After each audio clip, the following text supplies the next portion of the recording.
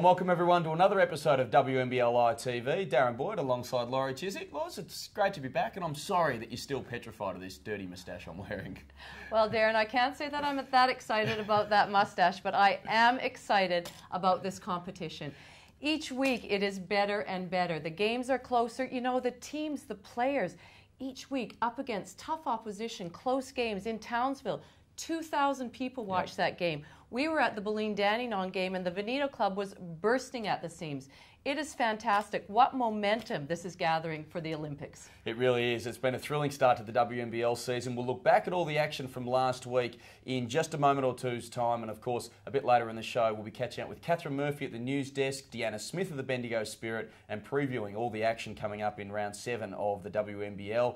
But of course, make sure you stay in contact with us on Facebook and also through Twitter, the WNBL websites, and as well as Laurie and myself individually. We've got a few viewer questions this week, Laurie, so we'll get to those a little bit later on. But first, let's start with the game of the round. What an afternoon it was at the Veneto Club. The Dandenong Rangers and the Bulleen Boomers going at it. And in the end, in a thriller, the Boomers just got over the line. Oh, well, as I said, it was packed there. It was a different time. It was 6 o'clock in the evening, the game. A great time, I reckon, as well. Absolutely. Really I agree, Darren. I thought it really enhanced that a lot of people were able to come at that time. And they were not disappointed. Right from the tip-off, it was full-on game on. It was really intense. We saw the last clash between these two sides a couple of weeks ago in our ABC TV Game of the Week, and this was a much better game of basketball, wasn't it? It was just as physical and just as intense, but there were less mistakes, and I felt like the cream really rose to the top. I agree, Darren. It was so entertaining. It was a really high percentage of shooting, a fast-paced game, a lot of running, very physical. You know, we saw Liz hit the deck, we saw Krista Phillips hit the deck, some superb just playmaking from both the point guards in Sammy Richards and Kathleen McLeod. And in the end, Sammy Richards was probably the difference. Both sides had opportunities to win it. Both coaches were, well, Mark Wright, actually the coaches were interesting after the game. Mark Wright, the losing coach, was so thrilled with his side and the spirit that they showed, and Tom Maher, the winning coach, wasn't quite so happy with his team. But in the end, I think Sam Richards was the difference in overtime. Well, she was, and she had such poise and leadership there. And I was a bit bemused by Tom's comments, but I'm sure in the end they're very, very happy to get that W. Yeah, valuable win to the Bulleen Boomers. Well, everything that game was on Sunday afternoon, sadly, Laurie, the game that we saw on Friday night probably wasn't. Bendigo and Canberra, it was a tough game, both sides desperate for the win. And the Spirit got over the line in the end, but it wasn't a particularly attractive spectacle, was it? Well, it wasn't, Darren. It was actually riddled with mistakes by Canberra. And interestingly, they just didn't come out with that fire and intensity that we thought, and we certainly saw Bendigo. It was a must-win game for both teams, and Canberra certainly lacked that in the first half. They only had 21 points. I'll say again, just 21 points in the first half. And then Canberra came back in the third quarter and did finally show some of that intensity. Bendigo missed some shots, the Capitals got on a roll, and they put 25 points on them and actually got back in the game, but they couldn't keep that momentum going. Well, Darren, that was on a large part due to the zone that Kerry Graf switched into. It allowed them to, start their running game, and they certainly came back. But in the end, Christy Harrower, who we know played limited minutes, she was the one that steadied the ship. She wasn't supposed to play only 4 minutes that last quarter, but Coach Bernie Harrower kept her on for the whole time. Yeah, she had to play all 10, and in the end, her 12 points was really the difference between the two sides, wasn't it? It was, Darren, and her leadership, as I say, those poise at the end of the game really got them over the line. All right, let's look at the other games now. In round 6 it was last week in the WNBL, and the West Coast Waves were able to get their first victory of the season. Pretty comfortable 22-point victors over the AIS. They trailed at quarter time, but put the foot down, I should say, in the second quarter. Samantha Norwood and Rahani Cox leading the way. There was another thriller as well, and the poor old Dandenong Rangers. What a weekend of heartbreak for them, Laurie. They lost by 2 points in Adelaide on Friday night, and they were devastated. On Saturday night, they were devastated. Well, that's right. And Jen O'Hay had a shot to win the game, and we understand it just rimmed out. And, that was a tough game going over to Adelaide. We know that they're a hard team. And what do you do when Susie Batkovich scores 38 points? They only had one other player in double figures. Angela Marino had 10, and I think that was in the last play of the game or very close to it. Susie's just incredible. Well, there's nobody stopping her right now. And to score 38 points against a quality opposition that Dandenong is, she's certainly putting her hand up for MVP of this competition. And what about the game up in Townsville? The two undefeated teams going into this one, the Fire at 6-0, the Sydney Uni Flames at 6-0. The Fire held the momentum early, Laurie, but they weren't able to sustain the pressure. Well, I actually rang Chris Lewis because we didn't see it. I wanted to get his impression of the game, and that's exactly right. They started off really strongly, and he said to him the defining moment was about the 5-minute mark of the second quarter when they were actually up by 11. He said all of a sudden he felt his team lost momentum and lost focus.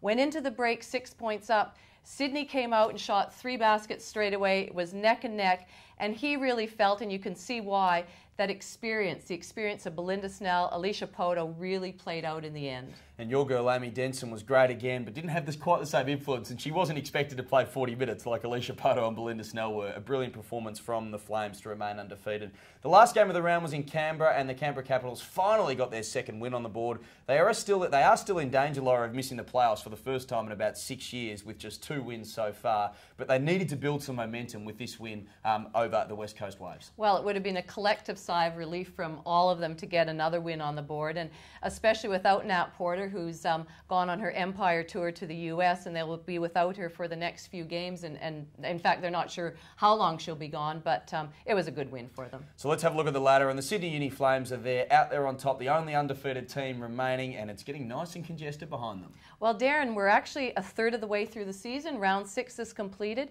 and you know, I was speaking to a coach, and he will be named nameless. And he said he thinks that the group, the 5 that are in there right now, are going to be the 5 that we'll see at the end of the season. The order might be different, but that's his pick. Interesting. Interesting. That's a very interesting observation indeed. And I can tell you one person will have a little bit to say about that. They're the people from the Bendigo Spirit. And Deanna Smith is one of their stars. And just a week or so ago, she caught up with Catherine Murphy. Deanna, thanks for your time. It was a frustrating year last year. How much are you enjoying being back?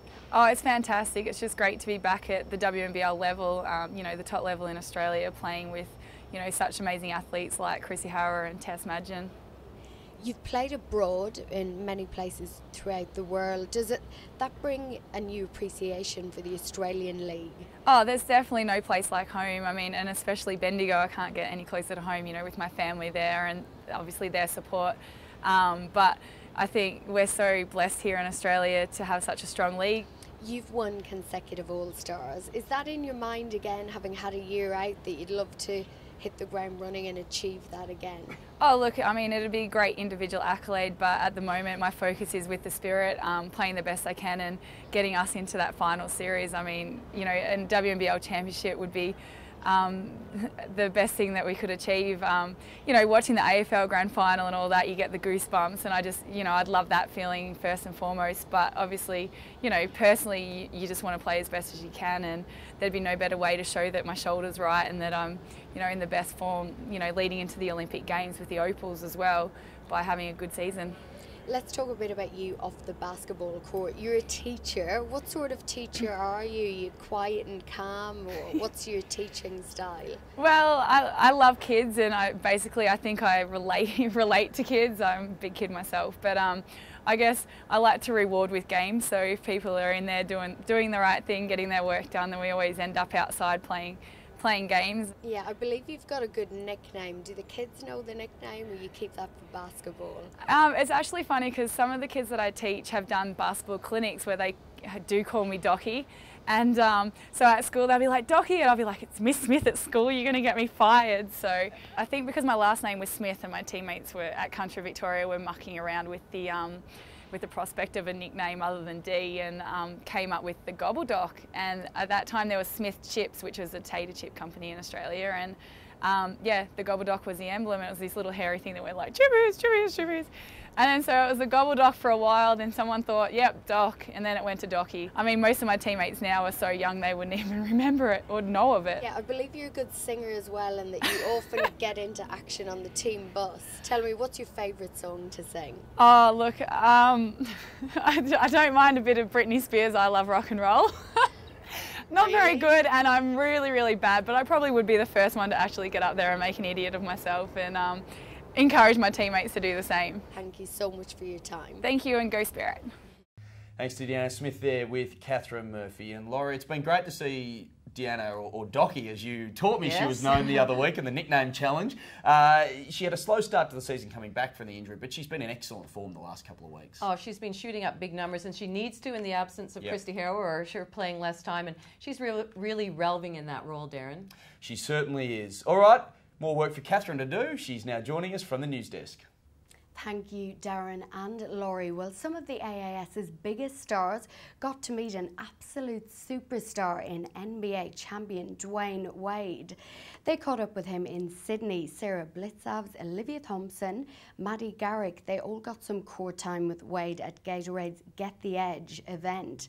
The girls were joined by some of Australia's top sporting celebrities, including cricketer Brett Lee, swimmer Jeff Hugel, surfer Laura Eniver, and rugby league player and former Wallaby Lottie Takiri, who wasn't so impressive on the basketball court. Well, someone who has been very impressive on the court is Susie Batkovich. She's been awarded this week's Player of the Week for her dominant performance at the weekend in that dramatic win over Dandenong. The centre scored an incredible 38 points for Adelaide. That's the highest individual score this season, to help Lightning to that dramatic 2-point win. However, it wasn't enough to secure her the WNBL Player of the Month. That goes to Sydney Uni Flames import Amy Denson. The 184-centimetre forward has been outstanding for the Flames during their unbeaten run and has averaged a league high 22 points per game at 54% accuracy, along with 8.8 rebounds across 5 games in October. Her best performance so far came against Bendigo when she scored the winner. Meanwhile, the Coach of the Month award was too close to call. Their joint winners. Congratulations to Townsville's Chris Lucas and Sydney's Karen Dalton. They will share that accolade. Well, that's it for me this week. Guys, back to you. Thank you very much to Catherine. And as she said, Laurie, congratulations to both Chris Lucas and Karen Dalton, undefeated through the month of October, and I can understand why they can't split them. Well, I'm really glad they didn't split them, because there's no reason to them. They've both done an excellent job. Chris, especially up in Townsville, a brand new program, a new coach. Karen Dalton, we know that she's been at Sydney for a long time and is well deserving of Coach of the Month, the two of them. And your favourite, your very favourite player, Amy Denson, once again, the Player of the Month. She's had a brilliant start to the year. She has, and again, continuing on that form, and I can't see it changing. She's just got such a wide range of weapons to her game that as long as she stays healthy, you know, she'll continue that way. All right, Laura, I've got a couple of viewer questions for you. We have spoken about these and asked everyone to get involved in WNBL iTV as much as you possibly can. And one that we had last week, or during the week, was from Daniel, who asked us why the Dandenong Rangers had to go to Adelaide and then come back to Bulleen, and couldn't the scheduling have been done a little bit differently? Well, I think when we talked earlier about it being a 6 o'clock game, I think that was one of the concessions they made. Because it was a local derby, they were able to push it out from the regular 2 o'clock time to 6 o'clock. But over and over, Daniel, we have talked about the vagary of the fixture, where you're having to play, you know, a team consecutive weekends in a row, where Adelaide had to travel from Bendigo in less than 24 hours, play Bulleen. So, you know, I think it's hard for when you look at it on an individual basis, but I think every team, you could go through their fixture and find something similar to that situation. Yeah, I think that's right. One of the other questions we had was from Joy Richardson, who wrote in and asked us whether Jenna O'Hea was the most influential player in the WNBL at the moment, and whether, Laurie, she's on her way to surpassing Lauren Jackson. Well, ooh, that's a big one. Yeah, I know. Certainly Jenna's having a great year, and I would say she's one of a few that are very influential. In that group, in that category with Jenna, I would add Amy, who was our Player of the Month. I would certainly add Susie Batkovich, and even some of the point guards that are around. Sammy Richards, I think, for her team is crucial as well. As far as surpassing Lauren Jackson, I would honestly have to say she's got a little bit of a ways to go before that happens. Yeah, well, she certainly does, but she's certainly having a brilliant start to the year and has had a couple of sensational years in a row, has Jenna, and rightly rewarded with drafting, or being drafted into the WNBA. I'll spit that out eventually, Laurie. Of course, please stay in contact with us through Facebook and also Twitter, as we keep saying, the WNBL Facebook page. Like it and tweet us and tweet the WNBL, and we can be responding to your questions perhaps on next week's show. Laurie, let's get straight into round 7 and what's coming up ahead of us. And it starts off with the Canberra Capitals taking on the AIS. And, you know, I guess this is it's going to be an interesting game for the Capitals. They need to get a bit of momentum going. Well, and they should get this momentum. They've beaten the West Coast. This is another chance to go 2 in a row, which is always a good feeling. And then I think Kerry said they have a bye, so they can sort of rebuild and sort of re-kickstart their season. And to have 2 wins going into that bye would make them feel really good. What about the Sydney University Flames? 7 wins on the trot, taking on the Logan Thunder. And these teams met a few weeks ago. We saw that game on ABC TV, and the Flames shot the lights out.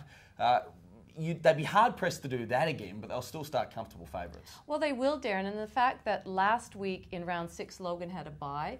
The week before, I think they played the Institute. So, you know, there's that argument for having a bit of rest and being able to fine-tune things or play hard games and be ready to meet a Sydney who are undefeated. So I think it's actual play in Sydney's favour that they had that hard game up in Townsville. They came out winners, and they'll want to keep that undefeated record intact. No doubt, and they're full of competitors as well. Our match for broadcast on ABC TV on Saturday is actually being played Friday night, Laurie. The Dandenong Rangers and the Townsville Fire. This is a match of huge proportions, particularly for the Rangers. It's been a season of just near misses. 4 wins, 4 losses, 1 in overtime, 1 by just 2 points, a couple of other narrow ones. They really need this one. Well, they do. They would be stinging from this past week. And I was really pleased that Mark Wright actually praised his team because they were gallant in defeat and so close. And it's such a long season that anything can happen. So now they have to refocus on Townsville. Townsville will want to get back on the winning column. They've got to travel. Townsville have sort of had a few home games, have just been down to Sydney. So this is their first Melbourne Victorian road trip. And as Chris said, they're really going to be tested this weekend. They really will. The Bulleen Boomers perhaps won't be tested quite so much in the first game of their road double. They go over to the West Coast Waves and they play in Perth, Laurie, and you know, without being too disrespectful of the Waves, this is a tough ask for them. They beat the Boomers over there last year, but hard to see them repeating. I agree with you, Darren. Having said that, this is Bulleen's first trip out of Victoria. Yes. They've been quite nice and cozy at the Veneto Club. 1 little away game to Dandenong, which they won. So, but you know what? It'll be good for them to get on the road. You know, that can really be a team bonding experience, and I think it'll be great for Bulleen to have that West Coast game and then, you know, continue the Doomsday Double. Saturday night, make sure you check out the WNBL website, because the team from WNBL Radio will be covering the Bendigo Spirit against the Townsville Fire. A very tough ask for the Fire. You've mentioned that Chris Lucas is looking forward to a test, and they'll definitely have one. What will the Spirit have to do to improve from last week's performance to beat Townsville? They'll have to have Christy Harrow to be able to play almost 40 minutes, which again is a big question mark for Townsville. And you can just see when she's on the court, it just settles her whole team.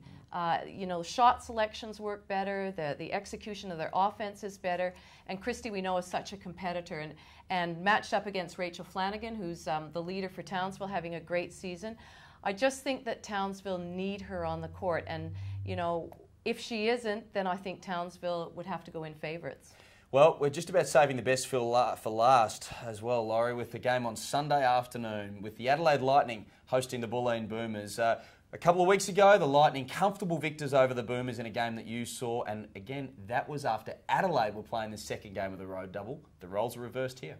Well, Susie was very adamant about the fixture and why they had to play in less than 24 hours, and you'd have to, you know, agree with her. So now they have their chance. They'll be waiting. They'll know that Bulleen will have played a couple of. They get the day's rest, but they do have to travel. Adelaide are really formidable on that home court. That, again, I don't know how many times we can keep saying this, but must-wins for both teams. Yeah, it will be, and this is the second game of 3 matchups. So for the head-to-head split, which can be really vital at the end of the year, the Lightning must win here. Well, they do. If they win it, then it sends it into that third game, and it can be, I'm not sure which who has the home court there in that third game, but they want to make sure that happens, because down the stretch, we can see when we looked at the ladder, it is so close that head-to-head is absolutely going to play a part in it. All right, Laurie, it's been great to be with you again. I've enjoyed WNBL iTV for another week, and we'll be back next week, won't we? Absolutely, Darren. Keep those questions coming in. They were really good questions this week, and we really enjoyed looking at them. Thanks for your company. We'll see you again soon.